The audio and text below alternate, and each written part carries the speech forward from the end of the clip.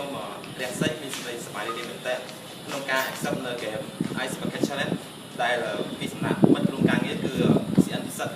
ហើយក៏អរគុណគាត់ដែរដែលបានលេងសប្បាយហើយបានជួយក្នុងការងារមនុស្សធម៌ទៀតយើងដឹងស្រាប់ហើយក្នុងលបាយមួយនេះគឺយើងមានរូបពីរធំធំដែលយើងគួរតែកុំភ្លេចដែរគឺថាទី1គឺអ្នកចូលរួមដូចខ្ញុំអញ្ចឹងមាន$20ផ្ទុយទៅវិញអ្នកដែលចេញគឺថាអ្នកដែលបន្តខ្ញុំទៅថ្ងៃស្អែកហ្នឹងគឺធ្ងន់គឺ$30ហើយខ្ញុំសូមដំបូងគឺខ្ញុំសូមនិយាយថាអ្វីគ្រប់យ៉ាងគឺយើងធ្វើការ donation សម្រាប់ទីពេទ្យគុណអ្នកបង្ហាញហើយឬចូលរួមទាំងអស់គ្នាបន្តមកទៀតសម្រាប់ថ្ងៃស្អែកដែលជាអ្នកបន្តខ្ញុំដែលខ្ញុំធ្វើ suggest ហ្នឹងគឺមាន3រូបដែរជាមិត្តរួមការងាររបស់គ្នាក្នុងហ្នឹងមានមិត្តភ័ក្តិដូចជាស៊ីហេទី2គឺតារាមុនីហើយទី3គឺបងពិសីនៅក្រុមហ៊ុនទាំងអស់គ្នាហើយដល់គ្នាចូលរួមទាំងអស់គ្នាដើម្បី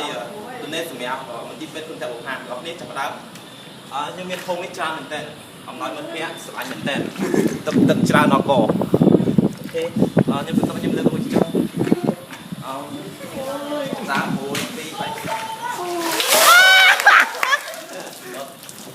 អរគុណច្រើនបាយបាយ